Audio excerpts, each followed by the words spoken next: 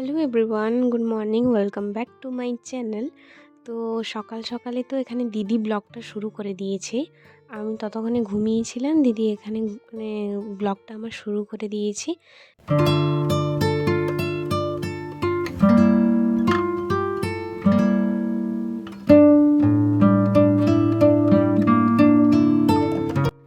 আমি তো জানতামই না যে দিদি এখানে ব্লগ আমার করছে। মা তো এখানে মাছ ছাড়াচ্ছেন, আপনারা দেখতেই পাচ্ছেন চিংড়ি মাছ, আর এদিকে ভোলা ভেটকির মাছ নেওয়া হয়েছে।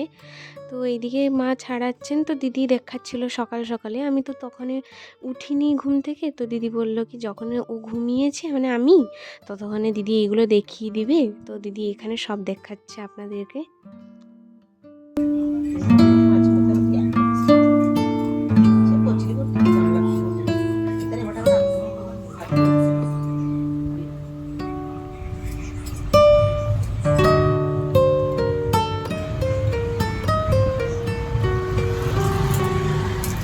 দিদি তো খুব সুন্দর করে আমার ব্লগটাকে কন্টিনিউ করেছে। সকালে যেটা ফার্স্ট করা উচিত ও করে দিয়েছে আমার। আর এখানে আপনারা দেখতেই পাচ্ছেন যে মায়ের মাছ ছাড়ানো complete.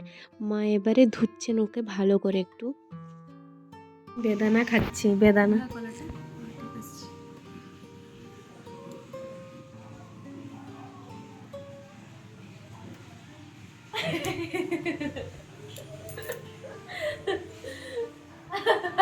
Hello guys, welcome back to my channel.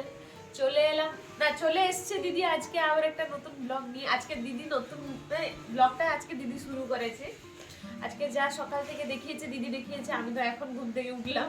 তো ব্লগটা কন্টিনিউ করব, আপনারা দেখতে থাকুন এই পর্যন্ত। আর আমি এটা খেয়ে নিই। তারপর তো আমিও খাওয়া দাওয়া করে চান টান করে কমপ্লিট করে এখানে চলে এসেছি রান্নাঘরে। আবার আমি মাছটাকে একটু ভালো করে ধুয়ে নিচ্ছি, কারণ মা বললেন যে আবার একটু ভালো করে ধুয়ে দিতে। তো আমি এখানে আবার একটু ধুয়ে দিচ্ছি রান্নার আগে।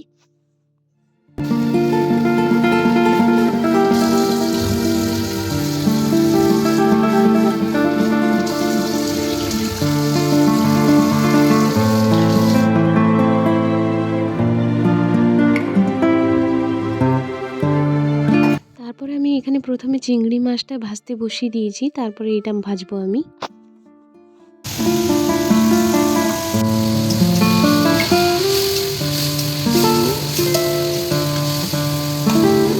চিংড়ি মাছ তো আমার ভাজা হয়ে গেছে, এবারে আমি এই মাছটা ভেজে নিচ্ছি।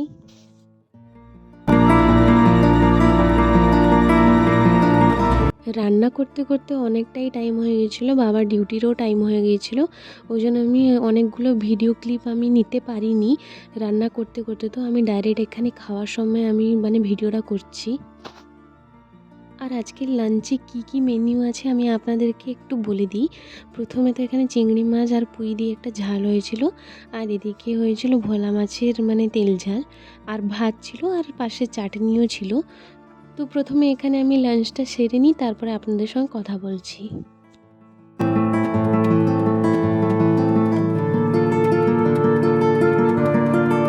খাওয়া দাওয়া কমপ্লিট করে একটু ঘুমিয়ে পড়েছিলাম, কদিন ধরে আমার শরীরটা একটু ভালো ছিল না। তারপরে আমি এখানে বসে পড়েছি সন্ধ্যাবেলায় মুড়ি মাখার জন্য। বাবা এইখানে নিয়ে এসছেন, চপ নিয়ে এসছেন। তো আমি যা যা লাগবে একটু লঙ্কা টঙ্কা কাটছিলাম মুড়ি মাখানোর জন্য।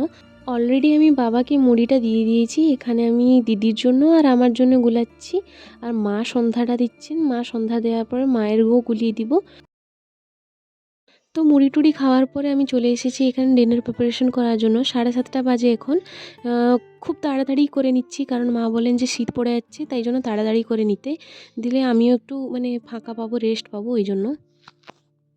ওইদিকে যেহেতু ভাজাটা হচ্ছিল, আমি ভাবলাম যে পরোটা হবে, আটাটা গুলিয়ে নিই।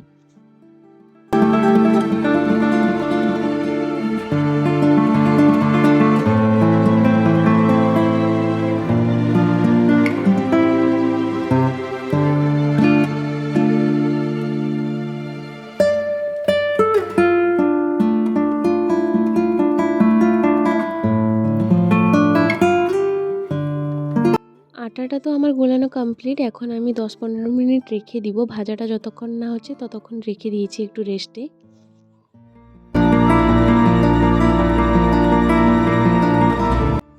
তো ভাজাটা কমপ্লিট হয়ে গেছে, আর এদিকে আমি পরোটা বানাবো, তো ঘিটা একটু বের করে নিচ্ছি বাটিতে।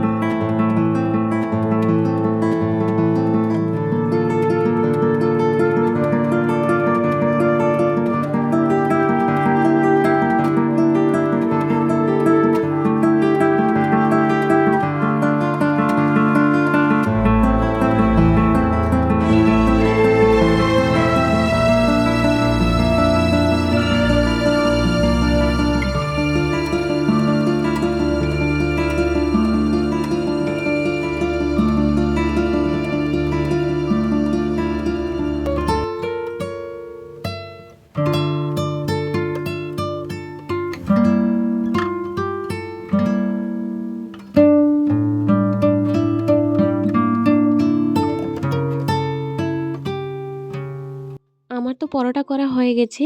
একটাই যে শেষে থাকে না ছোট্ট করে একটা পরোটা, ওইটাকে আমি ভাজছি। আর এইটা করলেই আমার সব কটা পরোটা হয়ে গেছে বানানো।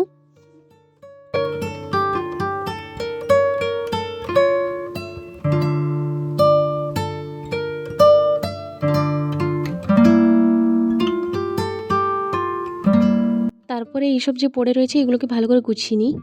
এই যে আপনারা দেখতেই পাচ্ছেন, এক চুটকিতে আমি পুরো পরিষ্কার করে নিয়েছি। না না, এর পেছনে অনেক কিছুই খাটনি থাকে।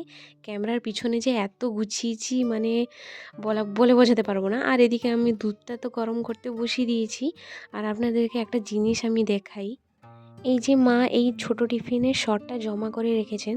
সবসময় বড় টিফিনে সর জমা করে রাখানো হয়, কিন্তু এবারে একটু ছোট টিফিনে রাখা হয়েছে। তো যেদিন মা ঘি বানাবেন আমি আপনাদেরকে দেখাবো যে মা কী করে ঘি বানান বাড়িতে। তো এখন 9:30 বেজে গেছে। তো এখন আমি খাবার বাড়বো। মুখটা ধোয়া আছে, এই জন্য আমি ফেস প্যাক লাগিয়েছিলাম। তো এক্ষুনি জাস্ট এলাম, ফেস প্যাক মুখটা ধুয়ে এলাম। তো এখনই খাবার বাড়বো দিদির জন্য, আমার জন্য। বাবা এলে মা খাবেন, মানে পরে একটু দুজন খাবেন। তো আমি বেড়ে নিই।